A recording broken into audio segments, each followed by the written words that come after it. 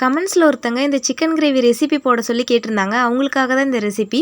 Chicken gravy இது வரைக்கும் செய்ய தெரியாதவங்க கூட ஈஸியாக பண்ணிக்கலாம். எப்படி செய்கிறதுன்னு பார்த்து கற்றுக்கோங்க. ரொம்ப டேஸ்டியாக இருக்கும். தேவையான அளவுக்கு எண்ணெய், கொஞ்சமாக கடுகு, 2 வெங்காயம், கொஞ்சமாக கறிவேப்பிலை, இஞ்சி பூண்டு பேஸ்ட்டு சேர்த்து நல்லா வதக்கிக்கோங்க.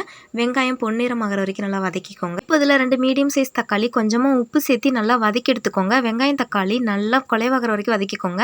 இதில் க்ளீன் பண்ணி வச்சுருக்க சிக்கன் சேர்த்து நல்லா மிக்ஸ் பண்ணி விட்டுக்கோங்க. ஒரு 5 நிமிஷத்துக்கு நல்லா மிக்ஸ் பண்ணிகிட்டே இருங்க.